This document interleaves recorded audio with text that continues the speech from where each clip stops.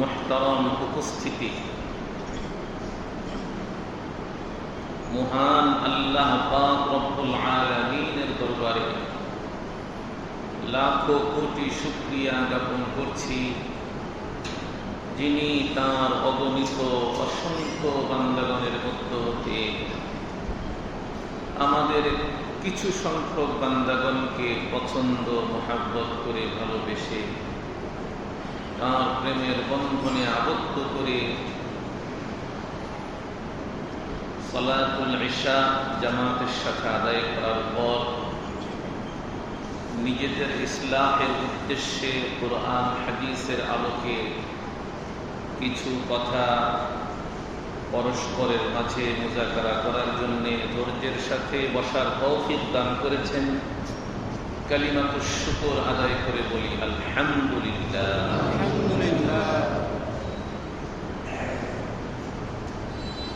আজকের আলোচ্য বিষয় হলো কুরবানির শিক্ষা, ফাজাইল ও মাসাইল।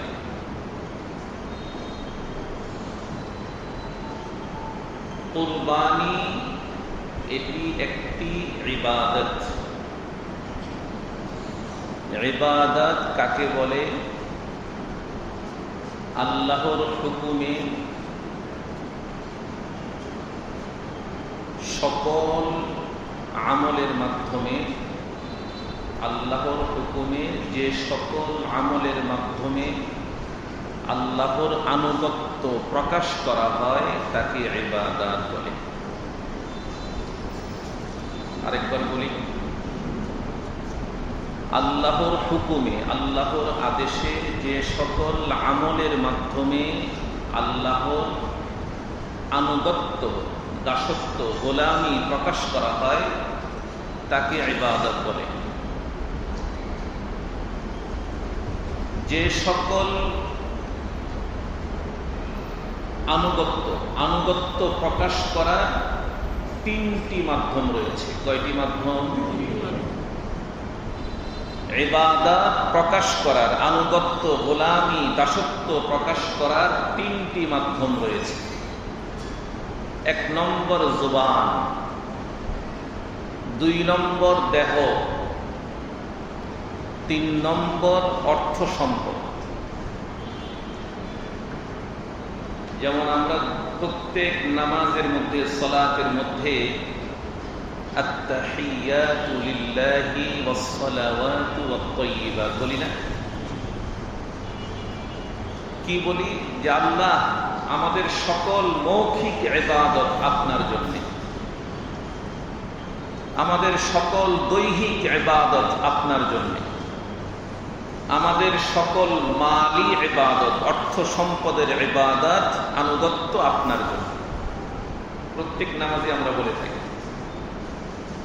তাহলে আমরা জানলাম আনুগত্য প্রকাশ করার, ইবাদত প্রকাশ করার মাধ্যম কয়টি?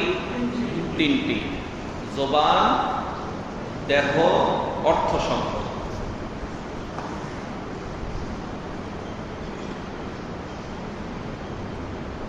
এই 3 প্রকারের শেষ প্রকার যেটা অর্থ সম্পদ, এই অর্থ সম্পদ মালি ইবাদত মৌলিকভাবে 3 প্রকার। মালি ইবাদত মৌলিকভাবে কত প্রকার? 3 প্রকার। 1 নম্বর যাকাত, 2 নম্বর বাইতুল্লাহর হজ, 3 নম্বর কুরবানি, পশু কুরবানি। মৌলিকভাবে মালি ইবাদত, অর্থ সম্পদের ইবাদত এই 3 প্রকার। এই 3 প্রকারের মধ্যে 2 প্রকার হলো ফরজ, 1 প্রকার হচ্ছে ওয়াজিব। ফরজ 2 প্রকার তো আমরা জানি, যাকাত, হজ, আর ওয়াজিব হলো কুরবানি। তো প্রথমেই আমরা এই কুরবানির শিক্ষা সম্পর্কে কিছু কথা অল্প সময় সংক্ষিপ্তভাবে আলোচনা করব। এরপর ফাজাইল, তারপর মাসাইল। কোরবানির শিক্ষা, কোরবানি আমাদেরকে কি শিক্ষা দেয়? মৌলিক শিক্ষা কি কোরবানি? কোরবানির মৌলিক শিক্ষা হলো আনুগত্য, দাসত্ব, গোলামি।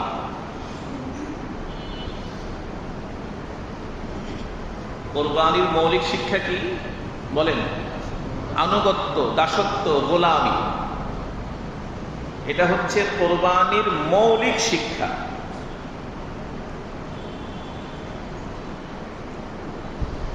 এই শিক্ষার মাধ্যমে, এই গোলামি দাসত্বের মাধ্যমে রবের প্রতি সর্বোচ্চ ভালোবাসা প্রকাশ করা হয়, মহাব্বত প্রকাশ করা হয়। আর কোরবানি, আল্লাহু আকবার, ইব্রাহিম আলাইহিস সালাম ইতিহাস আমরা কম বেশি সবাই জানি। কোরবানির ইতিহাস, ইতিহাস আলোচনা করা মূল উদ্দেশ্য না। ইতিহাসের শিক্ষাটা অবশ্যই আমাদেরকে জানতে হবে। ইব্রাহিম আলাইহিস সালাম আল্লাহর গোলামি, আনুগত্য, দাসত্বের পরীক্ষা একটা দুইটা দেন নাই, ভালোবাসার পরীক্ষা, মহাব্বতের পরীক্ষা অনেকগুলো দিয়েছেন। এর মধ্যে একটা উল্লেখযোগ্য হচ্ছে কোরবানি, সন্তানকে কোরবানি করা।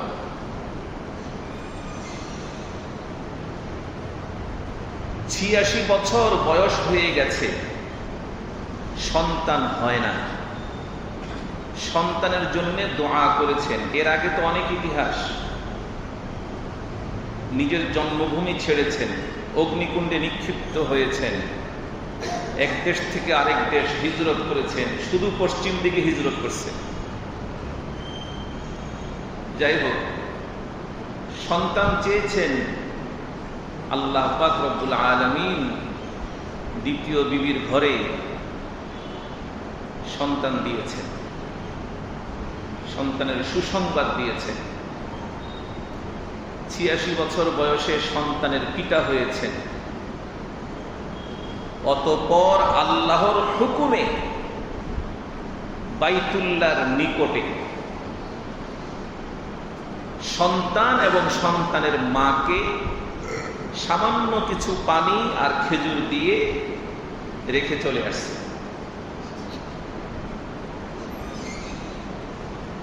যেই জায়গাটায় রেখে আসছেন সেখানে এর আশেপাশে, ওই জায়গায় এবং তার আশেপাশে বহুদূর পর্যন্ত কোনো ফসল হয় না, এবং ওই অঞ্চলে পানির ছিটে ফোঁটাও নেই। মরুভূমি মানে শক্ত মরুভূমি,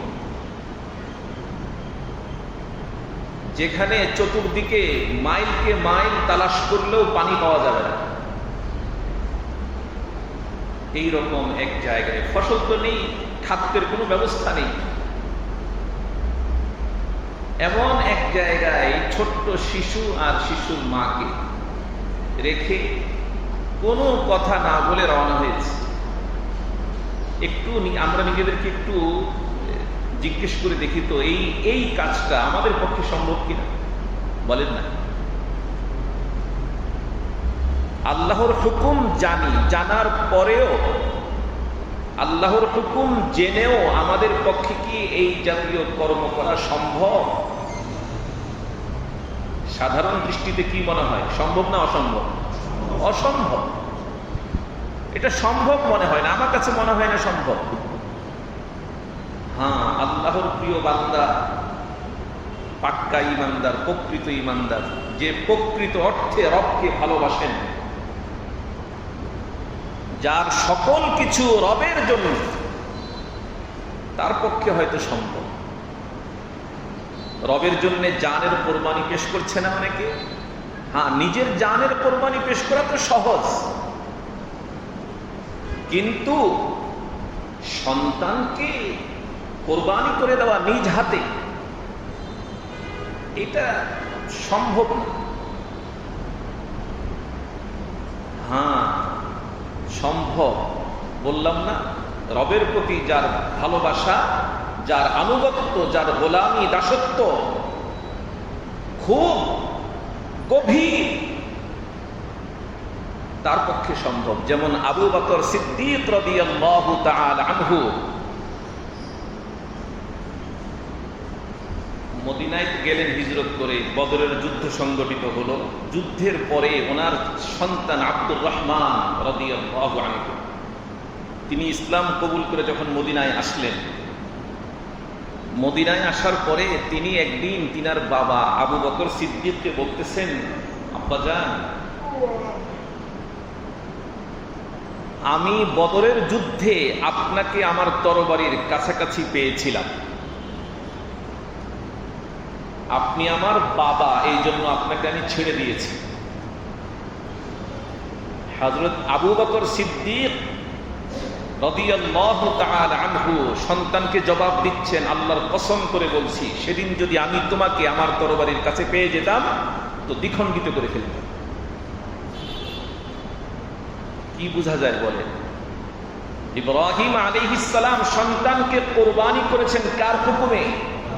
আল্লাহর হুকুমে। আবু বকর কসম করে বলতেছেন যে নবীর দুশমন যখন তুমি ছিলে, আল্লাহর রাসূলের দুশমন যখন তুমি ছিলে, তুমি আমার সন্তান, যদি আমার তরবারির কাছে আমি তোমাকে পেয়ে যেতাম তো আমি তোমাকে দ্বিখণ্ডিত করে ফেলতাম, দেহ থেকে গর্দান উড়িয়ে দিতাম। আল্লাহু আকবার। ভালোবাসা তো এমন হওয়া চাই, রবের প্রতি ভালোবাসা এমন হওয়া চাই। আর আমাদের রবের প্রতি ভালোবাসা কেমন? হায় হায়, নাম রাখছে ফজলু। নাম কি? ফজলু। সাথে এখন যোগ হয়েছে মুরতাদ ফজলু। সাথে যোগ হয়েছে কি? মুরতাদ ফজলু। কেন মুরতাদ? ফজলু কেন মুরতাদ হয়ে গেল? ফজলু মুরতাদ হয়েছে, সে বলতেছে, আমি আমার দেশের মা বোনদেরকে আহ্বান করছি, আপনারা কোনো মোল্লা মৌলবী গর্ভে ধারণ করবেন না, আপনাদের গর্ভে আপনারা কোনো মোল্লা মৌলবী ধারণ করবেন না। শুনেন নাই বক্তব্যটা আপনারা? মুরতাদ ফজলু। কি ফজলু? মুরতাদ। অথচ সে নিজেকে মুসলমান দাবি করে, সেও একজন আশিকে রব, আবার আশিকে রাসূল, কিন্তু ওয়ারিসে নবী হক্কানি উলামায়ে কেরামদেরকে পছন্দ করে না, শুধুমাত্র আলেম হওয়ার কারণে, মৌলভী হওয়ার কারণে। কথা বুঝতেছেন? মাসআলা হচ্ছে, কেহ যদি কোনো আলেমকে শুধুমাত্র আলেম হওয়ার কারণে অপছন্দ করে, সে মুরতাদ। কোন মৌলবীকে শুধু মৌলবী হওয়ার কারণে কেহ যদি অপছন্দ করে, সে মুরতাদ। তার বক্তব্য তো সুস্পষ্ট। সে আহ্বান করেছে, গত 100 বছর বলবো না, আমি বলবো 1000 বছরেও এই রকম খ্রিস্টতাপূর্ণ, ঈমান বিধ্বংসী বক্তব্য অতীতে কেহ দিয়েছে কিনা আমার জানা নেই। গত 1000 বছরেও কেহ এইরকম কথা বলেছে কিনা যে আমি আমার দেশের মা বোনদেরকে আহ্বান করতেছি, আপনারা আপনাদের গর্ভে কোনো মোল্লা মৌলবী ধারণ করবেন না, এমন সন্তানকে গর্ভে নিবেন না যেই সন্তান মোল্লা মৌলবী হয়, আলেমে দ্বীন হয়। কি বুঝলেন? আল্লাহ তো বলতেছিলাম যে আল্লাহ পাক রব্বুল আলামিনের প্রতি আনুগত্য, ভালোবাসা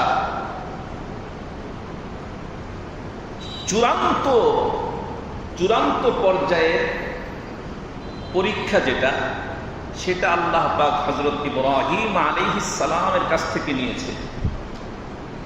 চূড়ান্ত পরীক্ষা নিয়েছে। নিজেকে ধ্বংস করে দেওয়া সহজ, কিন্তু নিজ হাতে সন্তানকে জবাই করা, আল্লাহ।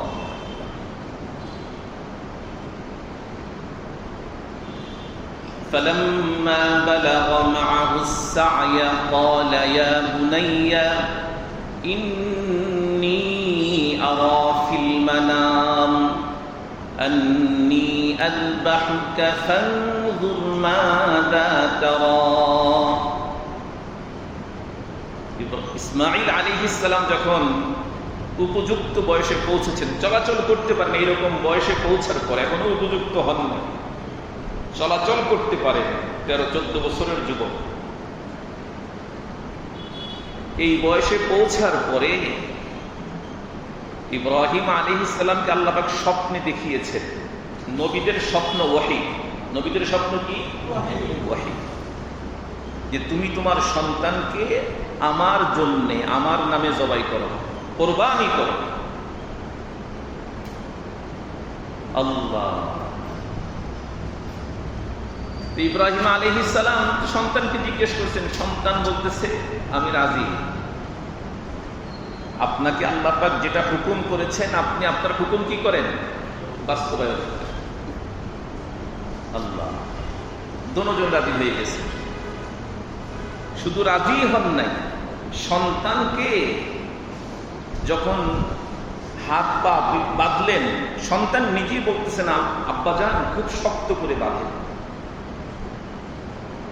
আমাদের ছোট বয়সের কথা চিন্তা করি তো, আমাদের আব্বা আম্মারা যদি আমাদেরকে এইভাবে কোরবানি করার জন্য নিয়ে যেতেন আর আমরা যদি জানতাম, আমরা কি যেতাম? বলেন না?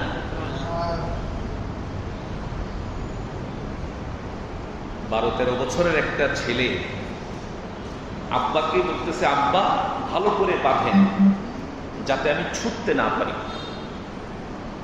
কারণ আমি যদি নড়াচড়া বেশি করি আপনার দিলের মধ্যে মায়া সৃষ্টি হতে পারে, যে আমার কষ্ট হচ্ছে এই কথা মনে করে মায়া সৃষ্টি হতে পারে।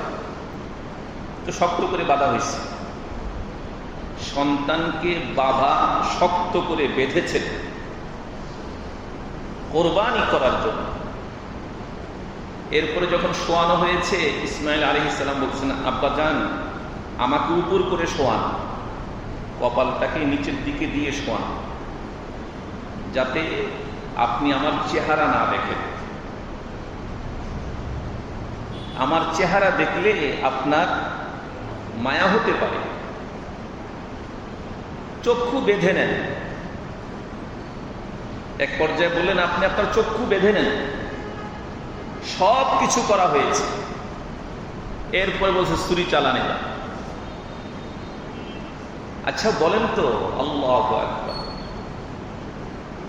বাবা যেমন কোরবানি পেশ করেছেন, রবের ভালোবাসার সর্বোচ্চটা দেখিয়েছেন, যে কি পর্যায়ের ভালোবাসা রবের জন্য বাবা, ঠিক তদ্রূপ সন্তানও সেটা প্রকাশ করেছে, যে রবের প্রতি সন্তানের ভালোবাসা কি পর্যায়ে থাকলে সন্তান নিজে নিজেই নিজেকে কোরবানি করার জন্য প্রস্তুত হয়ে যেতে পারে। আমরা তো রবের ভালোবাসার দাবি করি যে আমরা রবকে ভালোবাসি, আমাদের ভালোবাসা রবের জন্য, কিন্তু কোথায় আমাদের ভালোবাসা রবের জন্য? বলেন। আমরা ফজরের নামাজটাও জামাতের সাথে পড়তে পারি না, জামাত ছাড়া সময় মতো ঘরের ভিতরে পড়তে পারি না। অধিকাংশ ফজরের নামাজ কাজা হয়, 1-2 দিন হয়তো সময় মতো পড়তে পারে। এই দৃশ্যটা সত্য না মিথ্যা? বলে এই অবস্থাটা সত্য না মিথ্যা?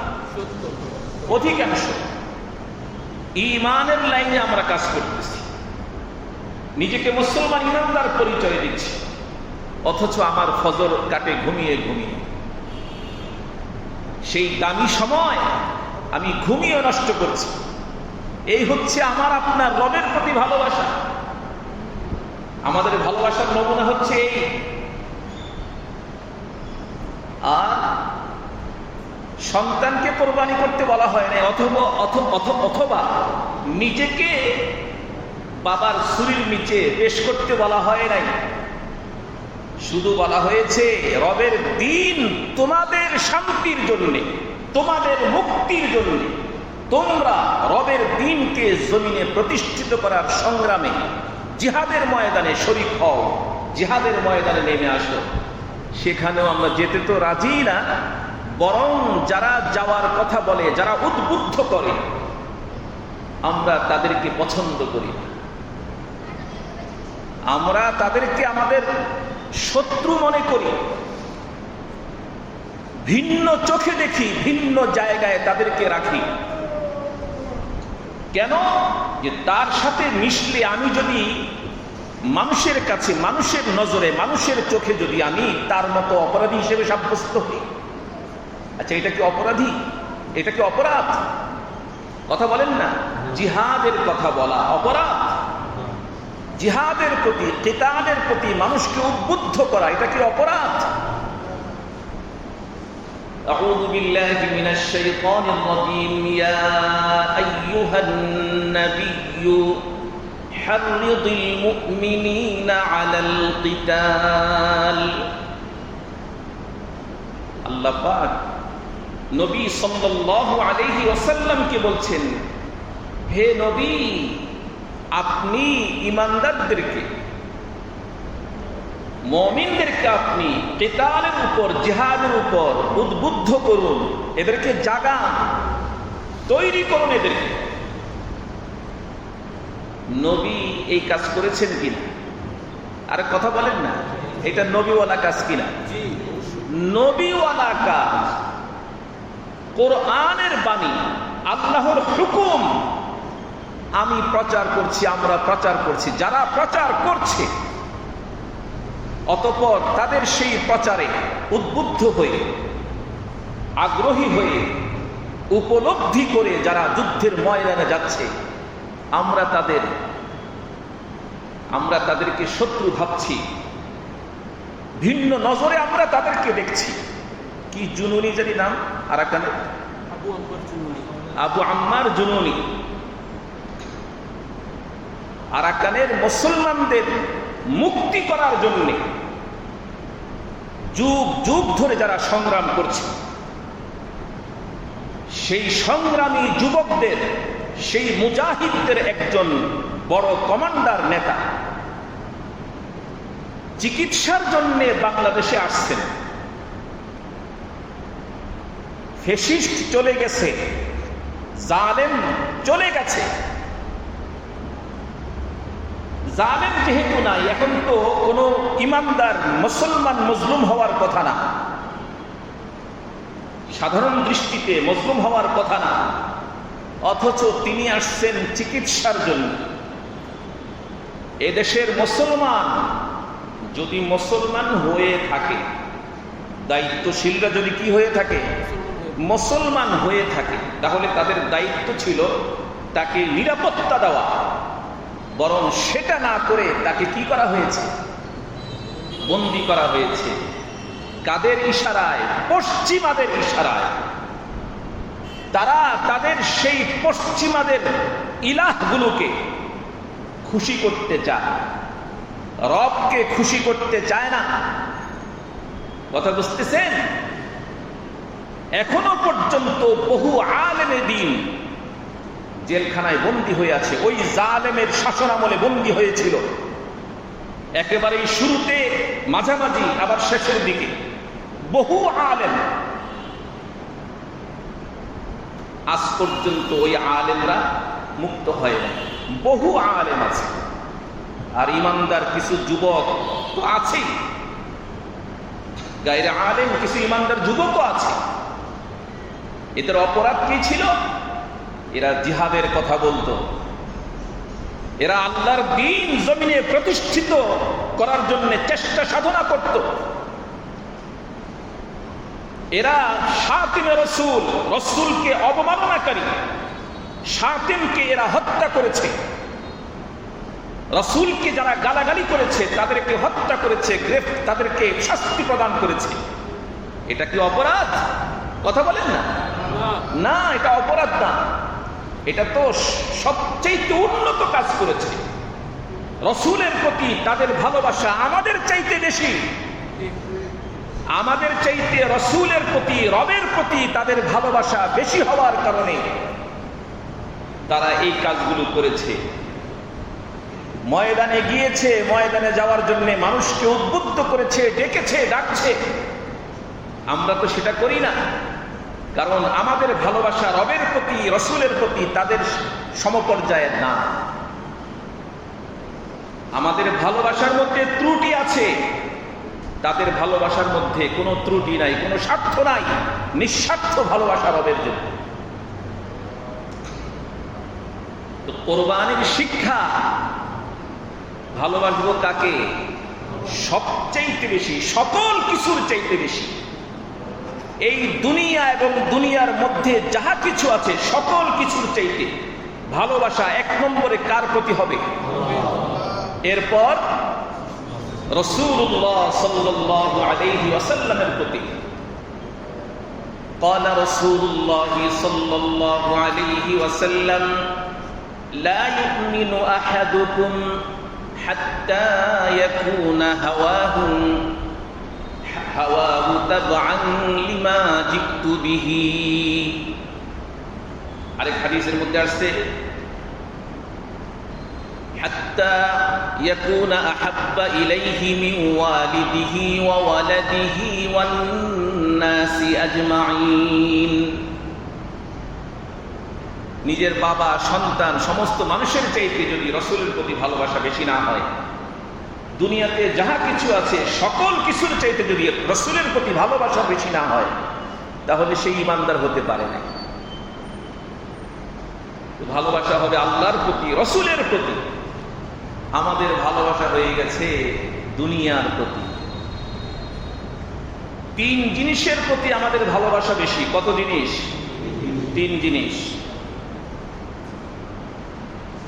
মান, সম্মান, মর্যাদা, নেতৃত্ব। এক নম্বরে নেতৃত্ব, মর্যাদা, সম্মান, এই ভালোবাসা এক নম্বর। দুই নম্বর সম্পদের ভালোবাসা। তিন নম্বর অবাধ মেলামেশার ভালোবাসা। বুঝছেন? এক নম্বরে নেতৃত্বের ভালোবাসা। এটা অন্য জাতির কথা বাদ দিলাম, এই বাংলাদেশি জাতির ভিতরে এই ভালোবাসাটা খুব বেশি। নেতৃত্বের ভালোবাসা। দুই নম্বরে সম্পদের ভালোবাসা। তিন নম্বর অবাধ মেলামেশার ভালোবাসা। অবাধ মেলামেশার ভালোবাসা যদি নাই থাকে, তাহলে মোবাইলে সময় বেশি দেওয়া হয় কেন? কারণটা কি? সম্পদের ভালোবাসা যদি নাই থাকে, তাহলে অবৈধভাবে সম্পদ উপার্জন করার জন্য চেষ্টা কেন করা হয়? নেতৃত্বের ভালোবাসা যদি নাই থাকে, তবে নেতৃত্ব পাওয়ার জন্যে আল্লাহর মনোনীত দ্বীন, বিধান, এগুলোকে পাশ কাটিয়ে কেন চলা হয়? এগুলিকে অমান্য কেন করা হয়? বলে আল্লাহ ইব্রাহিম আলাইহিস সালাম, হযরত ইসমাঈল আলাইহিস সালাম, বাবা এবং সন্তান কোরবানির মাধ্যমে এ কথা আমাদেরকে জানিয়ে দিয়েছেন যে ভালোবাসা সবচেয়ে বেশি হবে রবের প্রতি আর নবীর প্রতি। রবের প্রতি আর নবীর প্রতি, রাসূলের প্রতি সবচেয়ে বেশি ভালোবাসা হবে রবের প্রতি। কোরবানি আমাদেরকে এই শিক্ষা দেয়।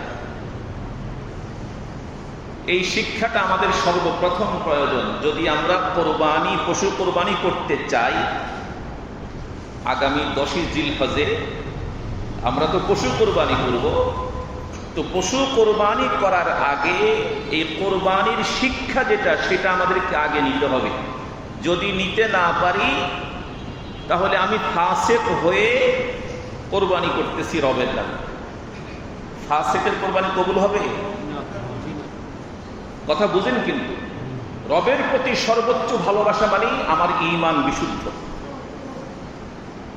আমি রবের বিধানকে পছন্দ করি, রবের বিধান জমিনে বাস্তবায়িত হোক এটা আমি চাই।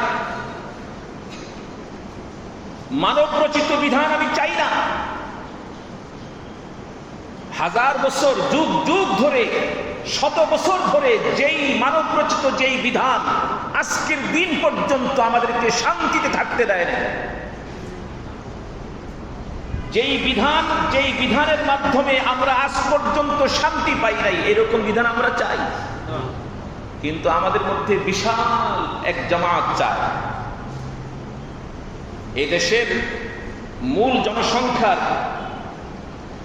অধিকাংশই চায়। কেন চায়?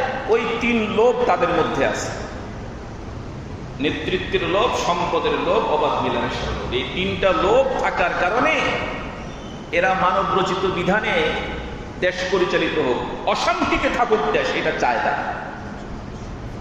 কারণ শান্তি প্রতিষ্ঠা হলে, আল্লাহর বিধান প্রতিষ্ঠিত হলে শান্তি আসবে, চুরি ডাকাতি থাকবে না।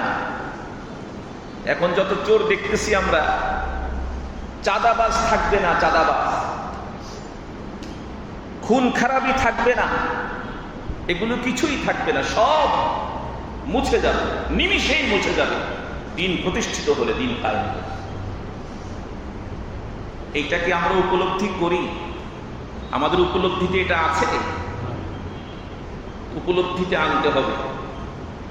যাই হোক, কোরবানির এই শিক্ষাকে সঙ্গী করে আমরা কোরবানি করব ইনশাআল্লাহ।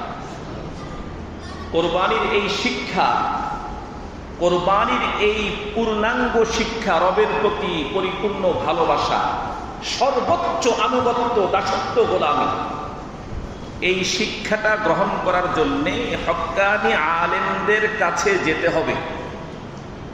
ব্যক্তিগতভাবে যেতে হবে, সামগ্রিকভাবে যেতে হবে। কথা বুঝতেছেন? আলেমদের কাছে যেতে হবে, আলেমদের পরামর্শে, আলেমদের কাছে আত্মসমর্পণ করে তাদের পরামর্শে মৃত্যু পর্যন্ত নিজের জীবনকে পরিচালনার জন্য সাজাতে হবে, নতুবা হবে না। আলেমদের কাছে না গিয়ে আমি নিজে নিজে পাক্কা ইমানদার হয়ে যাব। নবীর কাছে, নবীদের কাছে না গিয়ে কেউ ইমানদার হতে পারে নাই। কথা বুঝতেছেন আপনারা? মুহাম্মদুর রাসূলুল্লাহ সাল্লাল্লাহু আলাইহি ওয়াসাল্লামের কাছে না গিয়ে কেউই ইমানদার হতে পারে নাই।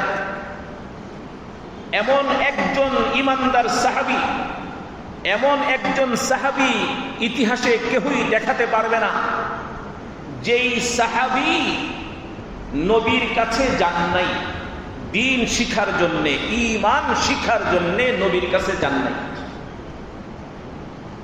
এমন একজন তাবিঈ কেউই দেখাতে পারবে না যেই তাবিঈ সাহাবায়ে কেরামদের কাছে ঈমান আর দ্বীন শিখার জন্যে যান নাই, না গিয়ে তাবিঈ হয়ে গেছেন। তবে তাবিঈ এমন একজনও নাই যিনি তাবিঈদের কাছে গিয়ে দ্বীন আর ঈমান শিখেন নাই, এমন একজনও নাই। উম্মতের হক্কানি উলামায়ে কেরামদের কাছে যারা যায় নাই তারা ঈমান শিখতে পারে নাই। যারা নিজে নিজে পণ্ডিতি করেছে, পণ্ডিত হয়েছে, নিজেকে নিজে বড় দার্শনিক ভাবে বুদ্ধিজীবী মনে করে।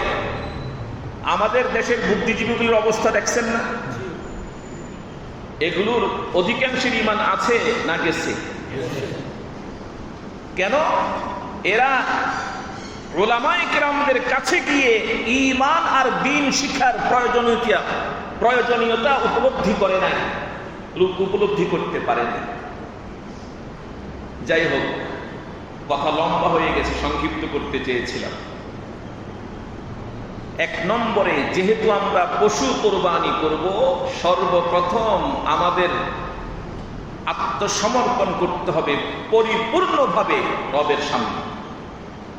রবের সামনে আমাদেরকে আত্মসমর্পণ করতে হবে,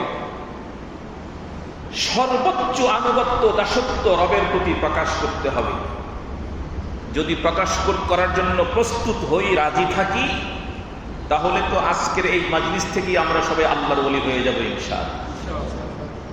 আল্লাহর আজকের এই মাজলিস থেকে সবাই আল্লাহর ওলি হতে রাজি আছি তো ইনশাআল্লাহ। আল্লাহ পাক সকলকে কবুল করেন, তার বন্ধু হিসেবে আল্লাহ পাক কবুল করে নেন। আমাদের সকল আত্মসমর্পণ করতে হবে, মানে আল্লাহর প্রত্যেকটা হুকুমকে পছন্দ করব, নবীর প্রত্যেকটি সুন্নতকে পছন্দ করব, করে আন্তরিকভাবে পছন্দ করব, করে আজকের এই মুহূর্ত থেকে রবের প্রত্যেকটা হুকুম মানার জন্য সর্বোচ্চ চেষ্টা করব, নবীর প্রতিটি সুন্নত হায়াতের মধ্যে বাস্তবায়নের জন্য সর্বোচ্চ চেষ্টা করব ইনশাআল্লাহ। আল্লাহ পাক সকলকে তৌফিক দান করুন। এরপর যদি আমরা কোরবানি করি, কোরবানির পশু ক্রয় করি, কোরবানি করি, তো কোরবানির যে ফাজাইল আছে এর পরিপূর্ণ ফাজাইল আল্লাহ পাক আমাদেরকে দান করবে ইনশাআল্লাহ, আশা করা যায়। এছাড়া কোরবানির যে ফাজাইল, সেই ফাজাইল আমরা পাবো না।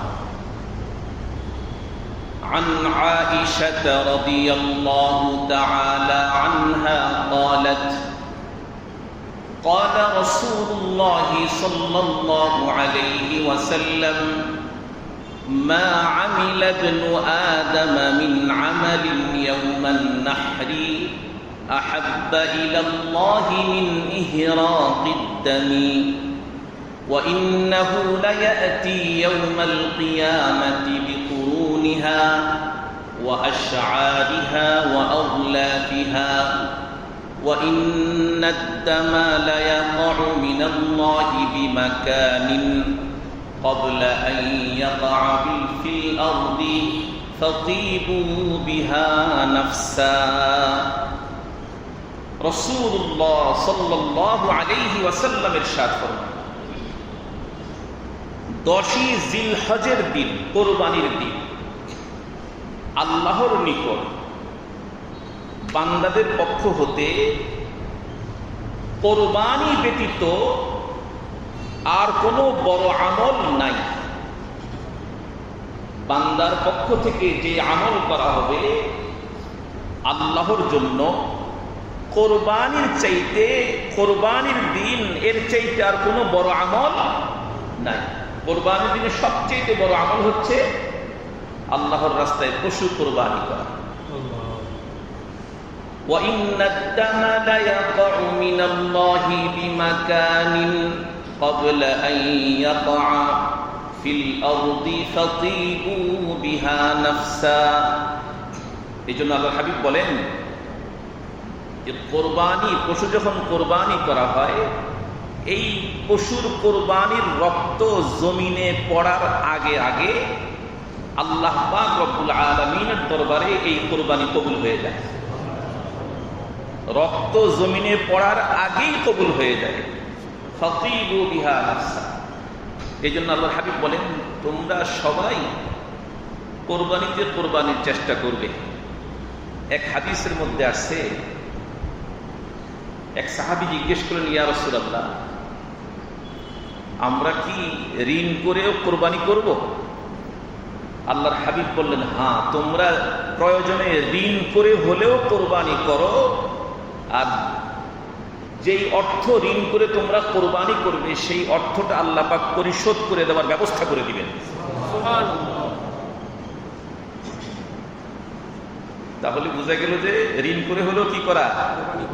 কোরবানি করার চেষ্টা করা। ঋণ করে হলেও আল্লাহর হাবিব গ্যারান্টি দিয়েছেন এই ঋণ পরিশোধ হয়ে যাবে। এই ঋণ পরিশোধ হয়ে যাবে যেহেতু বলেছেন, বোঝা গেল এই ঋণ পরিশোধ না হওয়া পর্যন্ত আমার মৃত্যু হবে না। কথা বুঝতেছেন? আল্লাহর হাবিব বলেছেন যে তোমরা ঋণ করে হলেও কোরবানি করো। এই ঋণ আল্লাহ পাক কি করে দিবেন? পরিশোধ করে দিবেন। যদি ইন্তেকাল হয়েও যায়, পরিশোধ করার ব্যবস্থা থাকবে। পরিশোধ হবেই হবে, জীবদ্দশায় হোক মৃত্যুর পরে হোক, ব্যবস্থা থাকবেই। অর্থাৎ এই ঋণ থাকবে না, এই ঋণ পরিশোধ হয়ে যাবে ইনশাআল্লাহ। আল্লাহ আরেক হাদিসের মধ্যে আসছে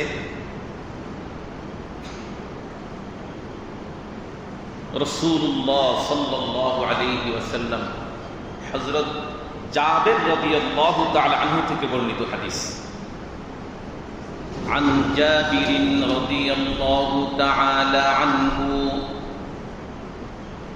قال ذبح النبي صلى الله عليه وسلم يوم الذبح كبشين أقرنين أملحين موجوعين রাসূলুল্লাহ সাল্লাল্লাহু আলাইহি ওয়াসাল্লাম 10ই জিলহজের দিন তিনি 2 শিং বিশিষ্ট ভেড়া, দুম্বা, বকরি অথবা খাসি দ্বারা কোরবানি করেছেন। খেয়াল করেন, ভেড়া, দুম্বা, বকরি আর কি খাসি দ্বারা কোরবানি করেছে। খাসি, উটের দ্বারাও আসছে। আমাদের মধ্যে একটা কথার প্রচলন আছে, যদিও এটা মাসায়, একটা কথার কি আছে, প্রচলন আছে। অনেক বক্তাকে দেখা যায় তার বক্তব্যের মধ্যে এই কথা বলতে, যে খাসি দিয়ে কি হবে না, কোরবানি হবে না। ওই বক্তা আসলে মূর্খ। ওই বক্তা কি, যদিও সে আলেম হয়েছে কিন্তু তার পরিপূর্ণ লেখাপড়া নাই, অথবা সে লেখাপড়া না করে কথা বলেছে। কথা বুঝেছেন? আল্লাহর হাবিব খাসি দিয়ে কোরবানি করা, তিরমিজি এবং আবু দাউদ শরীফের হাদিস, খাসি দিয়ে কোরবানি করাকে উত্তম বলেছে। কি বলেছেন? খাসি দিয়ে কোরবানি করাকে উত্তম বলেছেন, উত্তম। তাহলে খাসি দিয়ে কোরবানি হবে নাকি হবে না? হবে তো হবে, উত্তম হবে। হবে তো অবশ্যই উত্তম হবে, সবচেয়ে উত্তম হবে। আল্লাহ 6 প্রকারের পশু যারা, 6 প্রকারের পশু দ্বারা কোরবানি হবে। কত প্রকারের পশু? হালাল পশু তো অনেক আছে, সব হালাল পশু দিয়ে কি হবে না, কোরবানি হবে না। 6 প্রকারের জন্তু পশু দ্বারা কোরবানি হবে।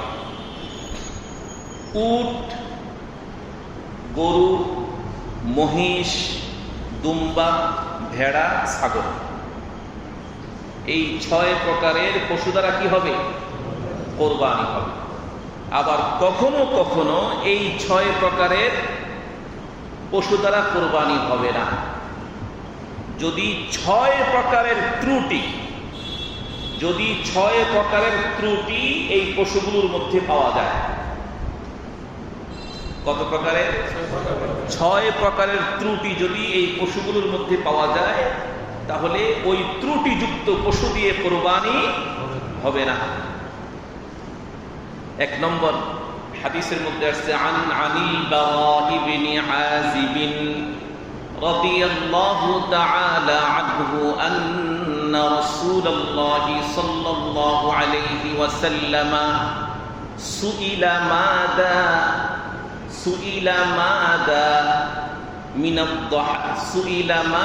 মিনাদ-দুহায়া।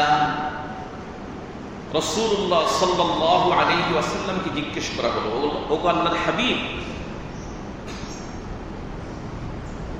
কোন কোন দোষযুক্ত পশু দ্বারা কোরবানি করা যাবে না? কোন কোন দোষযুক্ত, ত্রুটিযুক্ত পশু দ্বারা কোরবানি করা যাবে না? আল্লাহর হাবিবকে জিজ্ঞেস করা হলো। তো আল্লাহর হাবিব ফাআশারা বিয়াদিহি, হাত দিয়ে ইশারা করলেন।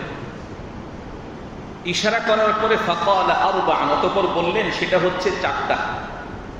4 প্রকারের ত্রুটি যার মধ্যে পাওয়া যাবে, ওই পশু দ্বারা কি হবে না, কোরবানি হবে না। আল-আরজাউল বাইয়িনু যিলউহা, 1 নম্বরে বললেন যেই পশুটা ল্যাংড়া, যার ল্যাংড়ামিটা প্রকাশ্য,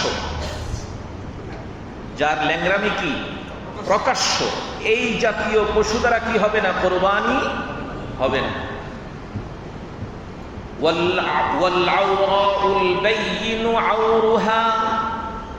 এরপরে বললেন, আল্লাহর হাবিব বললেন, যেই পশুটার একটা চক্ষু একেবারেই নষ্ট হয়ে গেছে, এই রকম পশু দিয়েও কোরবানি হবে না।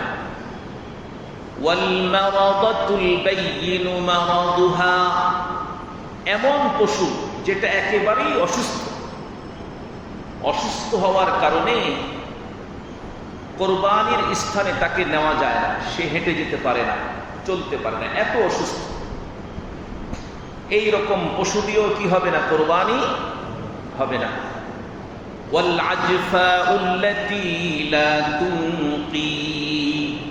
চার নম্বর, এমন দুর্বল পশু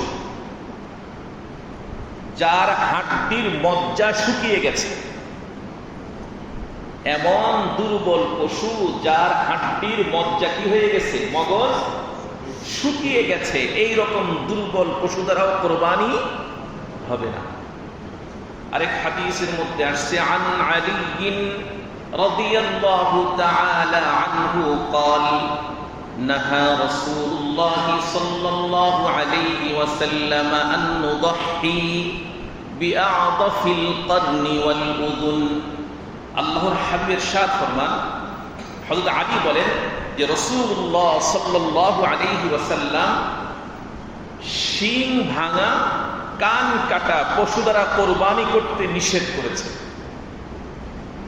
যেই পশুটার শিং ভেঙে গেছে, কি পরিমাণ, একেবারেই গোড়া থেকে ভেঙে গেছে, গোড়া থেকে ভেঙে যাওয়ার কারণে তার মস্তিষ্কের মধ্যে আঘাত হয়, এই রকম পশু দিয়ে কোরবানি হবে না।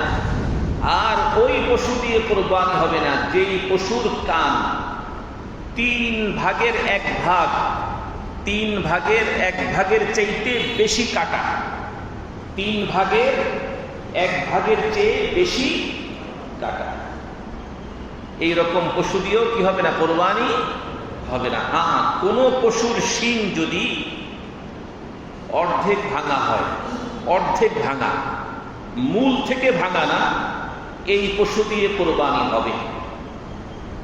একেবারে মূল থেকে ভাঙা না, এই পশু দিয়ে কি হবে, কোরবানি হবে। তো আমরা এই মাসায়েলগুলোর মধ্যে সর্বপ্রথম যেটা জানা দরকার আমাদের, সেটা হলো যে আমাদের কাদের উপর কোরবানি ওয়াজিব, কাদের উপর কোরবানি ওয়াজিব। যাদের উপর যাকাত ফরজ তাদের উপর কোরবানি কি ওয়াজিব। যাদের উপর যাকাত ফরজ হয়, যাকাত যেই কারণে ফরজ হয়, কোরবানিও সেই কারণে কি হয়, ফরজ হয়, তবে ওয়াজিব হয়। তবে দুইটা পার্থক্য আছে, মৌলিক দুইটা কি আছে, পার্থক্য আছে। যাকাতের নিসাব আর কুরবানির নিসাবের মধ্যে মৌলিক দুইটি পার্থক্য রয়েছে। 1 নম্বর, যাকাতের নিসাব হয় নামে মালি থাকলে, নামে মালি, মালে নামি, অর্থাৎ যেই মালটা বৃদ্ধি পায়, মালে নামি, যেই মালটা কি পায়, বৃদ্ধি পায়, যেই মালটা বৃদ্ধি হয়, যেমন স্বর্ণ, রূপা, অর্থ, ব্যবসায়িক সামান, এরপরে আপনার এই চড়ে বেড়ানো চতুষ্পদ জন্তু, গরু, ছাগল, এগুলো,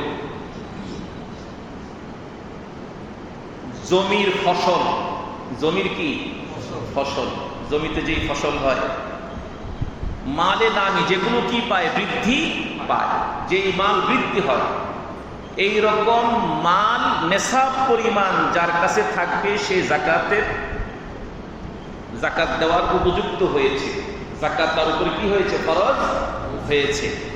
যাকাত ফরজ হওয়ার পরে ওই মালের উপর 1 বছর অতিবাহিত হতে হবে। নিয়মটা কি, 1 বছর অতিবাহিত হওয়ার নিয়মটা কি?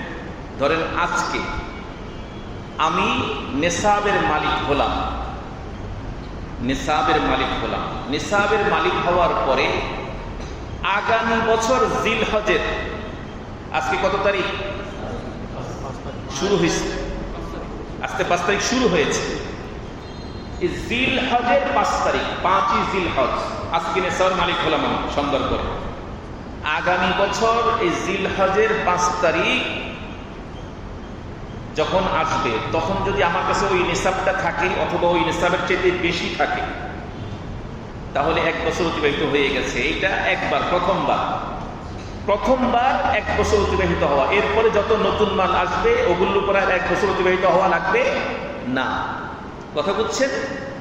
এরপরে প্রত্যেক বছর এই জিলহজ মাসের এই 5 তারিখ, এই তারিখে আমার উপরে যাকাত কি দেওয়া ফরজ। যদি আমি নেশাব থাকে তাহলে দিব, নেশাব না থাকলে দিব না। নেশাবের চেয়ে অনেক বেশি থাকলেও দিব, কম থাকলে দিব না। ঠিক আছে না? আর যদি মাঝামাঝি, মাঝখানে যদি নেশার মালিক হলাম, মাঝখানে আমার পুরা নেশাব শেষ হয়ে গেছে, খরচ হয়ে গেছে, তাহলে আমি জাকাতের মালিক হই নাই। নতুন করে আবার যখন নেশাবের মালিক হব তখন থেকে আবার শুরু হবে হিসাব। কিন্তু যদি নেশাব পুরাটা শেষ না হয়ে যায়, নেশাবের মালিক হওয়ার পরে মাঝামাঝি নেশাবের কিছু অংশ খরচ হয়ে গেছে আর কিছু অংশ আছে, বছরের শেষে গিয়ে 5ই জিলহজে আবার নেশাব না, শুধু নেশাবের চেয়ে বেশি আছে, তাহলে 1 বছর ধরা হবে। 1 বছর কি হবে? ধরা হবে, যাকাত দিতে হবে। কিন্তু কোরবানির নেশাবটা এমন না। কোরবানির নেশাবের মধ্যে 1 বছর অতিবাহিত হওয়া শর্ত না। কোরবানির নেশাবের মধ্যে কি 1 বছর অতিবাহিত হওয়া শর্ত না। হজের দিনগুলোতে 10ই জিলহজ থেকে 12 তারিখ, জিলহজের 12 তারিখ সূর্যাস্ত পর্যন্ত, এই সময়ের মধ্যে যদি আমার কাছে নিসাব আসে, আমি যদি নিসাবের মালিক হই, সেই নিসাবটা কেমন? জাকাতের মতো না। কোরবানির নিসাবটা একটু ভিন্ন। কেমন?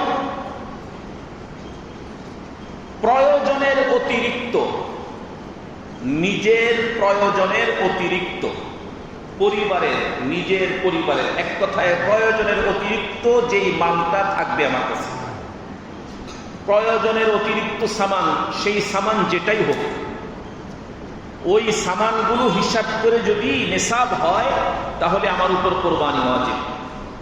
যেমন কথার কথা, আমাদের অনেকের ঘরে টেলিভিশন আছে। কি আছে? টেলিভিশন। টেলিভিশন কি প্রয়োজনীয় কোনো সামান? না, টেলিভিশন প্রয়োজনীয় কোনো সামান না। এরপরে আমাদের ধনী, যারা ধনী, অনেক ধনী মানুষের ঘরে দেখা যায় নিজের সন্তানদেরকে আনন্দ ফুর্তি করার জন্য, ছোট ছোট সন্তান, উপযুক্ত হয়নি, অনুপযুক্ত সন্তান, এদের খেলাধুলার জন্যে এদেরকে tab, laptop, mobile, touch mobile কিনে দেয়। গেমস খেললে, গেমস খেলার জন্য কিনে দেয়, শখ করে মা বাবারা কিনে দেয়। ওদের মোবাইল দিয়ে কোনো কাজ আছে? এই প্রয়োজনের অতিরিক্ত সামান এটা।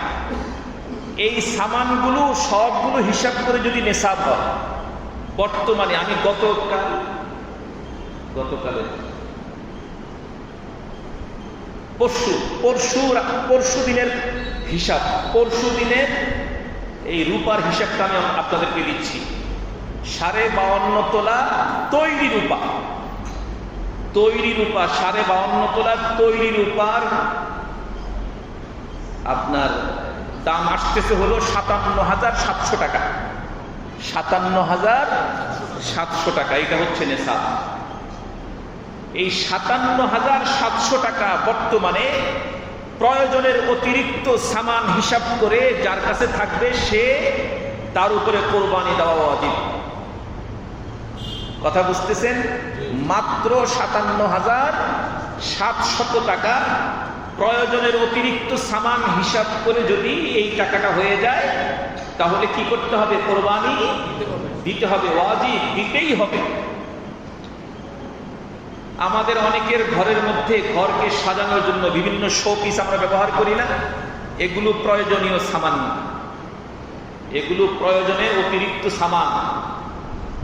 কোন ব্যক্তি ফসল করেছেন জমিতে, জমির উপর নিসাব হবে না, কিন্তু জমিতে যেই ফসল হয়েছে সেই ফসল যদি প্রয়োজনের অতিরিক্ত হয় আর ওই অতিরিক্ত ফসল হিসাব করে যদি নিসাব হয়, কোরবানি ওয়াজিব।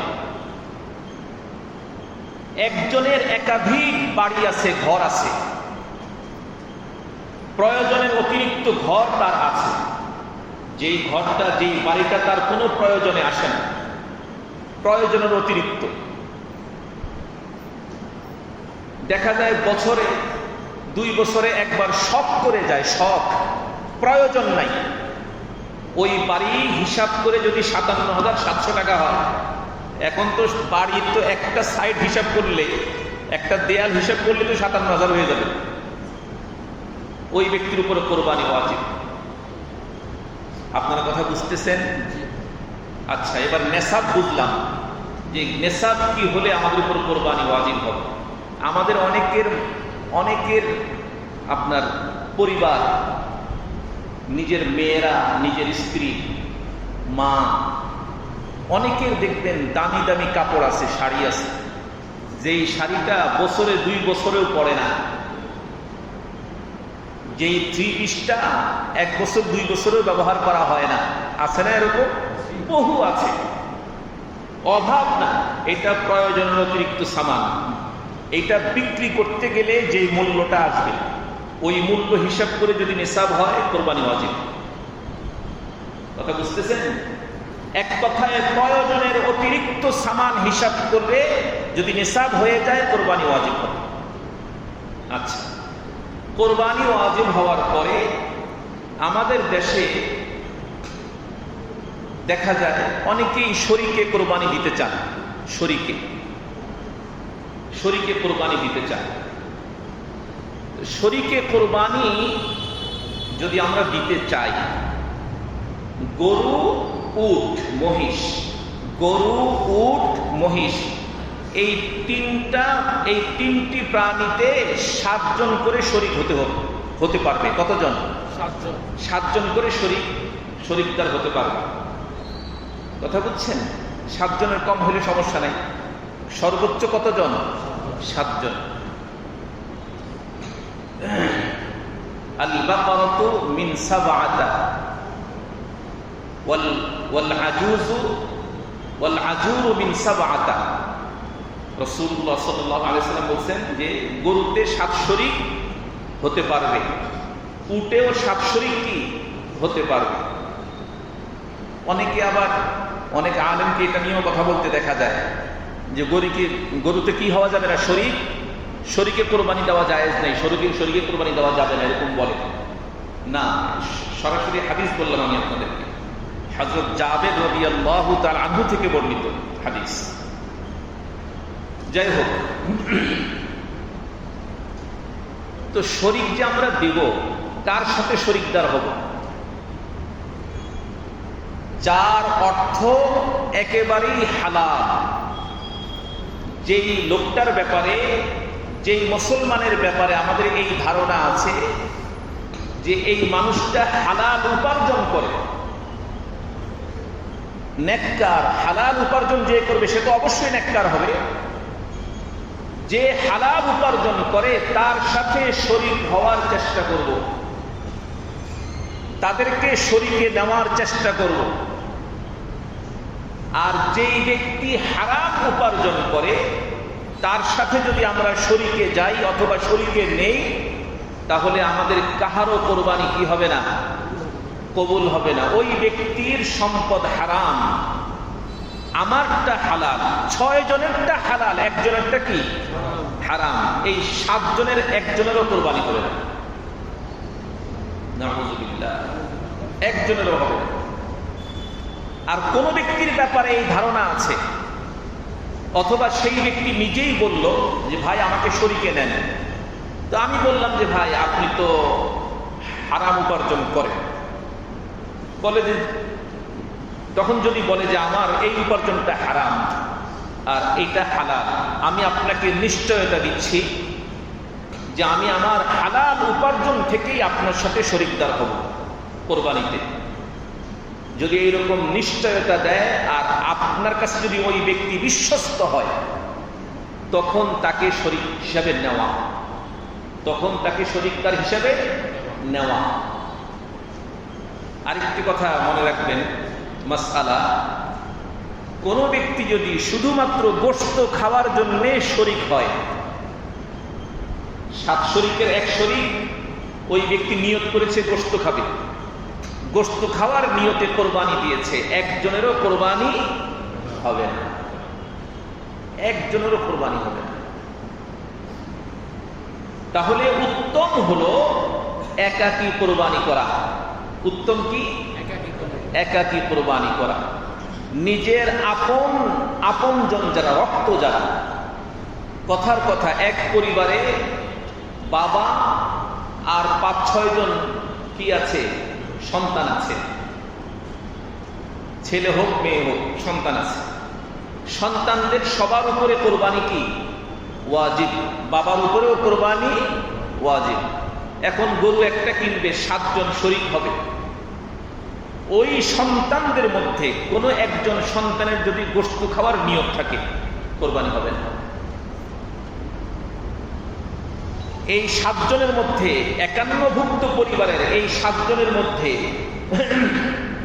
কোনো একজনের যদি নিয়ত থাকে গোশত খাওয়া, কোরবানি হবে না। কোনো একজনের উপার্জন যদি হারাম হয় আর ওই হারাম উপার্জন দিয়ে যদি শরীক হয়, কোরবানি কি হবে না। আপনজন হলেও তাকে শরীক হিসাবে নেওয়া যাবে না, তাকে বলতে হবে তোমারটা তুমি দাও, তোমার সম্পদ হালাল না, এটা হারাম, তুমি যদি আমার সাথে শরীক হও তাহলে তো আমাদের কোরবানি কাহারোটাই হবে না, তোমারটা তুমি করো। এই জন্য উত্তম হলো একাকী কোরবানি করা, সবচেয়ে নিরাপদ। এটা কি নিরাপদ, একেবারেই নিরাপদ। একাকী যদি আমরা কোরবানি করি, গরু কেনার সামর্থ্য একাকী সবার পক্ষে, সবার নাই, কিন্তু ছাগল কেনার সামর্থ্য তো আছে, ভেড়া আর ছাগল। দুম্বা না হয় দাম একটু বেশি, খাসির দামটা না হয় একটু বেশি, কিন্তু ছাগির দাম তো কম। পাঠা এবং ছাগির দামটা তুলনামূলক খাসির চাইতে কি কম। তো আমরা সেটা দিয়ে কোরবানি করব, দুম্বা, ভেড়া, খাসি অথবা বকরি কোরবানি করবো ইনশাআল্লাহ। হ্যাঁ, এখানে আরেকটি মাসআলা শুনি। কেহ যদি উট দিয়ে কোরবানি করে, উটের বয়স অবশ্যই 5 বছর পূর্ণ হতে হবে। কত বছর? 5 বছর পূর্ণ হতে হবে উটের বয়স। গরু আর মহিষ দিয়ে যদি কোরবানি করা হয়, বয়স অবশ্যই 2 বৎসর পূর্ণ হতে হবে। 2 বৎসরের চাইতে যদি একদিনও কম হয়, কোরবানি হবে না। ছাগল, ভেড়া আর দুম্বা, এই তিনটার বয়স 1 বছর পূর্ণ হতে হবে। কত বছর? 1 বছর পূর্ণ হতে হবে। যদি 1 বছর পূর্ণ না হয়, যদি 1 বছর পূর্ণ না হয়, কোরবানি হবে না। তবে হ্যাঁ, দুম্বা আর ভেড়া, এই দুইটা প্রাণী যদি দেখতে শুনতে অনেক বড় দেখা যায়, দেখে শুনে যদি তাকে মনে হয় 6 মাসের দুম্বা, 6 মাসের ভেড়া, কিন্তু তাকে দেখতে মনে হয় 1 বছর হয়ে গেছে, এই রকম যদি মনে হয়, তাহলে দুম্বা আর ভেড়া দ্বারা কোরবানি হবে। আর ছাগল, খাসি, বকরি এগুলো যতই বড় হোক না কেন, 6 মাসের 7 মাসের খাসি এইরকম বড় হয়ে গেছে, 1 লক্ষ 1.5 লক্ষ টাকা তার দাম, বড় হওয়ার কারণে না, কোরবানি কি 1 বছর পূর্ণ না হলে কোরবানি হবে না। শুধুমাত্র ছাগলের ব্যাপারে এই মাসালা 1 বছর অবশ্যই অবশ্যই পূর্ণ হতে হবে, আর না হয় কোরবানি হবে না। দুম্বা আর ভেড়ার ব্যাপারে কিছু শিথিলতা আছে। দুম্বা আর ভেড়ার ব্যাপারে যদি সেটা দেখতে 1 বছরের মনে হয়, কোরবানি হয়ে যাবে ইনশাআল্লাহ। কথা বুঝছেন? এখন আমরা এই পশু কিনতে গিয়ে অনেক সময় এই চিন্তিত হয়ে যাই যে এই পশুটার বয়স 2 বছর হয়েছে কিনা। গরু কিনতে গেলাম, গরুর বয়স 2 বছর হয়েছে কিনা, মহিষের বয়স 2 বছর হয়েছে কিনা, আমরা চিন্তায় পড়ে যাই। দেখেন, কিছু পশু এমন আছে যেগুলোকে দেখলেই বোঝা যায় এই পশুটার বয়স কম। এরকম না? দেখলে অনুমান করা যায় এটার বয়স কি কম। আর কিছু পশু আছে দেখলে বোঝা যায় না, বয়স কম কিন্তু দেখতে তাকে কি বড় মনে হয়। যেটাকে দেখলে বয়স হয়েছে মনে হয় এবং যার দাঁত কি আছে, এই রকম পশু যিনি বিক্রি করবেন, যে বিক্রি করবে, বিক্রেতা যে ক্রয় করবে, সে বিক্রেতাকে জিজ্ঞেস করতে হবে যে আপনার এই পশুর 2 বছর পূর্ণ হয়েছে কিনা, এর নিশ্চয়তা আপনি আমাকে দেন। আল্লাহকে হাজির নাজির জেনে, আল্লাহকে সাক্ষী রেখে এই নিশ্চয়তা দেন। সে যদি এই কথা বলে যে হ্যাঁ, আপনাকে আমি নিশ্চিত হয়ে বলতেছি এই পশুর বয়স 2 বছর হয়ে গেছে, তাহলে যদি ওই পশুর বয়স কমও হয়, যে ব্যক্তি কোরবানি দিবে তার কোরবানি হয়ে যাবে, কিন্তু ওই ব্যক্তি মিথ্যা বলার কারণে সে গুনাহগার হবে। বিক্রেতা মিথ্যা বলার কারণে সে কি হবে? গুনাহগার হবে। কিন্তু ক্রেতা তার কোরবানি হয়ে যাবে। যদি সে মিথ্যা বলে থাকে কোনো সমস্যা নেই, আপনার কোরবানি হয়ে যাবে। 51ভুক্ত পরিবারে ব্যবসা বাণিজ্য সব বাবার হাতে। কার হাতে? বাবার হাতে। সন্তানদের মাধ্যমে বাবা তার ব্যবসা পরিচালনা করেন। সন্তানরা বাবার প্রতিষ্ঠানে চাকরি করেন। তো ওই সম্পদের মালিক সন্তানরা না, সম্পদের মালিক কে? বাবা। এই সম্পদটা বাবার এই সম্পদগুলো দেখাশোনা করে সন্তানরা। বাবা হয়তো তাদেরকে মাসে একটা ভাতা দেয়, বেতন দিতেও পারে, নাও দিতে পারে। তো এইরকম পরিবারে সন্তানরা যদি নেশাবের মালিক না হয়, তাহলে বাবা, তিনি তো নেশাবের মালিক, বাবা কোরবানি করবেন। বাবা তো নিজের নামে করবেন, নিজের নামে তো কোরবানি করবেন। যেই পশুটা কিনবেন ওই পশুর মধ্যে তিনি যদি চান যে আমি সন্তানদের নামও, সন্তানদেরকেও কোরবানিতে শরীক করব, করতে পারবেন। সন্তানদের অনুমতি নিয়ে সন্তানদেরকে বাবা ওই পশুতে শরীক করতে পারবেন। এর দ্বারা সন্তানদের কোরবানি আদায় হয়ে যাবে বাবার পক্ষ থেকে। কথা বুঝতেছেন? আর যদি বাবা তার সম্পদের কোনো অংশের মালিকানা সন্তানদেরকে দিয়ে থাকেন, ব্যবসায়িক প্রতিষ্ঠানে ব্যবসার কোনো অংশের মালিকানা যদি সন্তানকে দিয়ে থাকেন, তাহলে অবশ্যই সন্তান যদি নেশাবের মালিক হয়, ওই সম্পদ দিয়ে যদি নেশাবের মালিক হয়, তাহলে তার উপরে কোরবানি ওয়াজিব। ভিন্নভাবে সে কোরবানি তার উপরে ওয়াজিব, বাবার উপরে এর দায়িত্ব থাকবে না। কথা বুঝতেছেন? আপনাদের পক্ষ যদি কেউ কোনো প্রশ্ন করতে চান, প্রশ্ন করতে পারে। কোরবানি বিষয়ে কোনো প্রশ্ন যদি করতে চান, করতে পারে। একা উত্তম।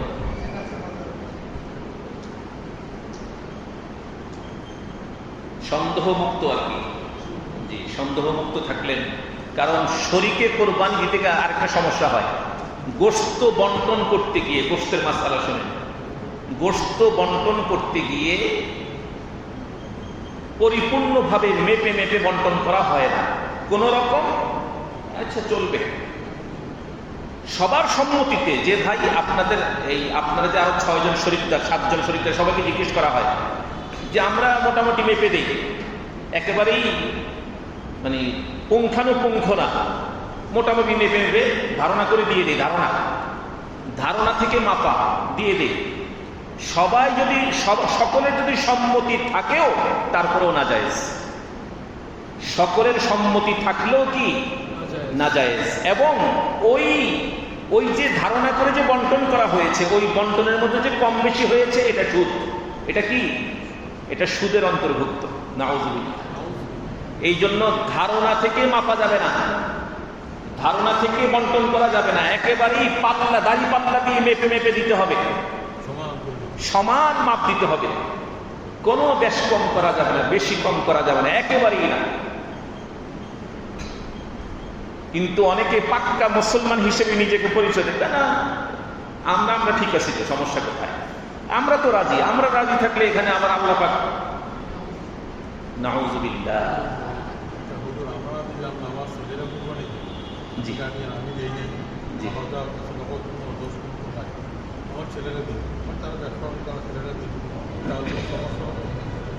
ছেলেরা যদি নেশাবের মালিক হয় ওরা আগে ওদের নামে দিবে, এরপরে যদি ওরা বাবার নামেও দিতে চায় দিতে পারে, বাবাকে যদি অন্তর্ভুক্ত করতে চায় দিতে পারে। বাবা যেহেতু নেশাবের মালিক না, সন্তান নেশাবের মালিক, তাহলে দায়িত্ব হচ্ছে, এখানে ভালো করে বুঝলেন এই সমস্যাটা হয়, আমার উপরে যদি কোরবানি ওয়াজিব হয়ে থাকে, আমি আমার নামে কোরবানি করতে হবে আগে, আমার নামে কোরবানি করার জন্য নিয়ত করে প্রস্তুতি নিতে হবে। এরপরে যদি আমার মনে চায়, আমার যদি সম্পদ বেশি থাকে, আমার যদি মনে চায় যে হ্যাঁ আমারটা তো আমি আদায় করতেছি ওয়াজিব, এখন বাবা নেশাবের মালিক না, বাবাকেও শরীক করতে চাই, মাও নেশাবের মালিক না, মাকে শরীক করতে চাই, নিজের আপন ভাইদের মধ্যে 2-1 জন নেশাবের মালিক না, বোনদের মধ্যে মালিক না, তাদেরকেও শরীক করতে চাই, শরীক করতে পারবেন। তাদের নামেও আপনি, ওই সন্তান তাদের নামেও কি করতে পারবে, ভাইদের নামে, বাবার নামে, মায়ের নামে দিতে পারবে। আমাদের মধ্যে জি বলেন, আমাদের সমাজে দেখা যায় যেমন গরু, ছেলে গরু কিনছে, গরু কিনতে গেলে আমাদের পরিবার করে 5-6-7 জনের নাম দেওয়া, সেটাই তো বলতেছি যে আমাদের মধ্যে এই সমস্যাটা অনেক। পরিবারের যার কাছে সম্পদ আছে, নেশাবের মালিক যে, সে একটা পশু কিনে এনে তারপরে মন গড়া এই পশুর মধ্যে নাম লিখে থাকে, আব্বার নাম, আম্মার নাম, এই দাদার নাম, দাদির নাম, নানির নাম, নানার নাম, এইভাবে দিয়ে শেষ পর্যন্ত দেখা যায় নিজেরটা নাই, নিজের ওই শরীকের মধ্যে নিজে নাই, কিন্তু সে মনে করতেছে তার কোরবানি হয়েছে না, তার কোরবানি হয় নাই, সে ওয়াজিব তরকের গুনাহগার হবে। অনেককে এরকম আবেগ প্রকাশ করতে দেখা যায়, নিজের মৃত মা বাবা কবরবাসী হয়ে গেছেন, দাদা দাদি কবরবাসী হয়েছেন, বাবা হয়তো জীবদ্দশায় তার দাদা দাদির ব্যাপারে খুব আবেগ প্রকাশ করতেন, এই জন্য সন্তানও খুব আবেগী হয়ে সবার নাম এটার মধ্যে কি করছে, অন্তর্ভুক্ত করছে। এটা কিন্তু হয়, অহরহ হয়। আমি ঢাকার বনশ্রীর একজন ধনাঢ্য ব্যক্তি, বনশ্রীর অধিকাংশ জায়গার মালিক যে লোকটা ছিল, হ্যাঁ দুলাল ভাই, অধিকাংশ জায়গার মালিক, এই জায়গাগুলো সে এই ডোবা কিনছে, ডোবা, এরপরে মানুষের কাছে বিক্রি করছে। ওই ব্যক্তি একদিন আমাকে বলতেছে যে বাকের চলো গরু কিনতে যাই। আমি তখন ঢাকাতে কোরবানি করছিলাম ভাই বোনরা সহ। ঠিক আছে চলেন, গাড়িতে উঠাইছে, গেলাম হাটে, কোরবানি পশু কেনার জন্য হাটে গেলাম। পশু কিনলেন, কেনার পরে বাসায় আসলেন, আমি কিছু জিজ্ঞেস করি নাকি জিজ্ঞেস করছি, আমি জিজ্ঞেস করছি যে আপনি এই একটা গরু যে কিনতেছেন, বড় দেখে বড় একটা গরু কিনতেছেন, তো এটা কার কার নামে কোরবানি করবেন? আমি তো পরিবার সম্পর্কে জানি, ওনাদের প্রত্যেকটা ভাইয়ের উপরে কোরবানি হওয়া যায়। তো বলতেছে যে প্রথমে আব্বার নাম, এরপরে আম্মার নাম, এরপরে দাদার নাম, দাদির নাম, তারপরে হলো বড় ভাই, বড় ভাই মারা গেছে, বড় ভাইয়ের নাম। এইভাবে করতে করতে 5 নাম শেষ। এরপরে নিজের বিবি, মানে বিবির জন্য উৎসর্গ, বিবির নামটা দিলাম। কথা বুঝছেন? শেষ পর্যন্ত দেখা গেল যে ওনার নাম নাই, ওনার কোনো শরীক নাই, অথচ ওনার উপরে ওয়াজিব সবার আগে, ওনার প্রত্যেকটা ভাইয়ের উপরে ওয়াজিব, একজনও কোরবানি দেয় না। তো আমাকে বলতেছে যে একটা পশুকে তো 7 নামের বেশি দেওয়া যায় না। আমি না, তাহলে তো আমরা কিভাবে আমাদের নাম দিব? আমাদের নাম দিতে গেলে আব্বা আমার নাম দেওয়া যায় না। আমি বললাম যে একটা কাজ করে, আপনার কি বড় পশুই কিনতে হবে? আপনি কি আল্লাহকে সন্তুষ্ট করা দরকার না মানুষকে দেখানো দরকার? বলতে আল্লাহকে সন্তুষ্ট। তাহলে ছোট ছোট 2টা গরু কিনেন, ওই বড় একটার দাম দিয়ে 2টা গরু কিনেন, 14টা দাম দেওয়া যাবে, নাম আরো থাকবে, অংশ আরো বাকি থাকবে, আল্লাহর রাসূলের নামও দিতে পারবেন সাল্লাল্লাহু আলাইহি ওয়াসাল্লাম। আচ্ছা, যে গরুতে মাংসটা আমরা তো সচরাচর 3টা ভাগ করি। জি গরুদের জন্য একটা, জি, এটা একটা মুস্তাহাব আমল। ঠিক নেই। জি ঠিক, কোরবানির গোশত 3 ভাগ করা এটা একটা মুস্তাহাব আমল। আচ্ছা, বেশি কম হলে কোনো সমস্যা হয়? এটা একটা, জি, বেশি কম হলে কোনো সমস্যা নেই, হ্যাঁ, কোনো সমস্যা নেই, বেশি কম হলে কোনো সমস্যা নাই। 3 ভাগ করে 1 ভাগ নিজের জন্য, 1 ভাগ আত্মীয় স্বজন, 1 ভাগ গরিবের জন্য। হ্যাঁ, আরেকটা মাসআলা হলো, যেই পরিবারের সদস্য সংখ্যা বেশি, সন্তান বেশি, যেই ব্যক্তির সন্তানাদি কি বেশি, সে তার নিজের পরিবারের জন্য খরচ করা উত্তম। পরিবারের জন্য নিজের পরিবারের জন্য এই গোশতটা খরচ করা কি উত্তম। কথা বুঝছেন? যেই পরিবারে কি লোক সংখ্যা বেশি, আর্থিক অবস্থা খুব বেশি সচ্ছল না, আমরা আবার এটা ভয় পাই আর কি, যে আমরা যাদের আর্থিক অবস্থা অনেক ভালো, এদের কথা ভিন্ন। এরা তো অবশ্যই এই মুস্তাহাব আমলটা করা দরকার, সুযোগ দিছে আল্লাহ পাক। কি বলে? ভয় পাই যে ভাগ করতে গিয়ে হয়তো তার ভাগে কম করে আমার ভাগে বেশি। না, এটা কোনো সমস্যা নেই। যদি বেশি কম হয়, এই 3টা ভাগ করতে গিয়ে বেশি কম হলে কোনো সমস্যা নেই। আরেকটি জরুরি মাসাইল শুনেন, মাসআলা, অনেকে নিজের মৃত পিতা মাতার নামে কোরবানি করেন। যদি পিতা মাতা জীবদ্দশায় কোরবানি করার জন্য ওসিয়ত করে না থাকেন, আমার বাবা আমাকে ওসিয়ত করেন নাই, মৃত্যুবরণ করেছেন, আমি আমার এইরকম মৃত বাবার নামে যদি কোরবানি করতে চাই, কোরবানি করতে পারবো, এবং ওই কোরবানির গোশত আমিও খেতে পারবো, অন্যকেও খাওয়াতে পারবো, আমার পরিবারের সবাই খেতে পারবে। কিন্তু যদি আমার বাবা জীবদ্দশায় ওসিয়ত করে থাকেন আমাকে যে তুমি আমার নামে প্রত্যেক বছর কি করবে? কোরবানি করবে, প্রত্যেক বছর আমার নামে কোরবানি করবে, অথবা আমি যে গত বছর করতে পারি নাই, অথবা অলসতা করে যেগুলো আমি করি নাই, ভুলে করি নাই, ওই কোরবানিগুলো তুমি অবশ্যই আদায় করবে, এইরকম ওসিয়ত যদি করে থাকে, অতঃপর তিনি যদি মারা যান, মারা যাওয়ার পরে এই রকম পিতার নামে মাতার নামে যেই পশুটা কোরবানি করা হবে, ওই পশুর গোশত, অর্থাৎ ওনার অংশের গোশত, ওনার অংশের গোশত অবশ্যই অবশ্যই সদকা করে দিতে হবে, এটা খাওয়া যাবে না। এইটা যেহেতু ওসিয়ত করে গেছে, এইটার মালিকানা হচ্ছেন তিনি, এটা তিনার মালিকানা। এখন তিনার নামে ওসিয়ত করে গেছেন, তিনার নামে আমরা কোন সম্পদ থেকে খরচ করব? তিনি যেই সম্পদ রেখে গেছেন সেই সম্পদের 3 ভাগের 1 ভাগ, 3 ভাগ করে 1 ভাগ থেকে বাবার নামে মায়ের নামে কি করব? কোরবানি করব, এবং ওই কোরবানির অংশটা গোশতটা সদকা করে দেব। এটা খাওয়া যাবে না, এটা খাওয়া যাবে না, এটা সদকা করে দিতে হবে। বুঝে আসছে না? বলেন। জি জি এদেরকে গোশত, কষাই নিতে করা হয়। টাকা, জি, গোশত দেওয়া যাবে না, গোশত কোনোভাবেই দেওয়া যাবে না, কোনোভাবেই দেওয়া যাবে না, ওইটা হাদিয়াও হবে না। টাকা কন্টাকে টাকা গোশত কোনোভাবেই দেওয়া যাবে না। কি জন্য দেওয়া যাবে না এটা একটু ভালো করে বুঝেন। যারা সাধারণত কাজ করতে যায় এরা নিশ্চিত থাকে যে আমাকে গোশত দিবেই, মূলত গোশত পাওয়ার আশায় সে কাজটা করতে যায়। এই জন্য আপনি যদি আগে ভেঙে নেন যে আমি কিন্তু তোমাকে কোনো প্রকারের গোশত দিব না,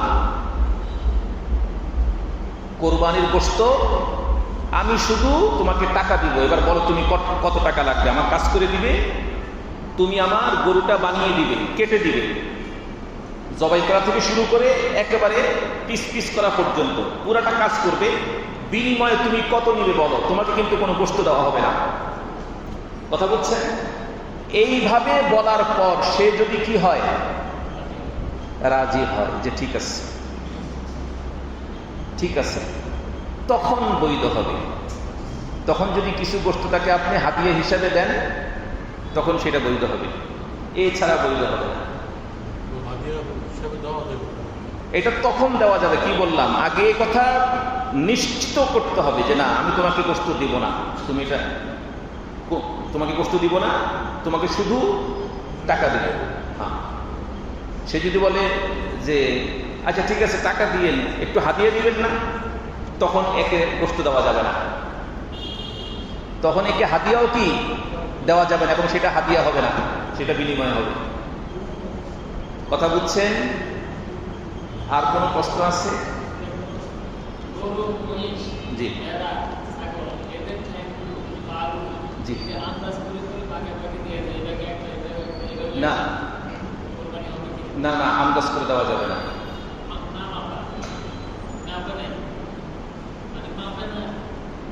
মাপে নাই, আন্দাজ করে দেওয়া যাবে না, এটা মাপতে হবে। এই হাড্ডিগুলো গোশতের সাথে মাপতে গিয়ে, এই হাড্ডিগুলো গোশতের সাথে মাপতে গিয়ে গোশতের অংশ যদি কম হয় এতে কোনো সমস্যা নাই। হাড্ডিগুলো গোশতের সাথে মাপতে গিয়ে যদি গোশতের অংশ কি হয়, কম হয়, এতে কোনো গুনাহের কাজ হবে না। কথা বুঝছেন? বাকি মেপে দিতে হবে। জি,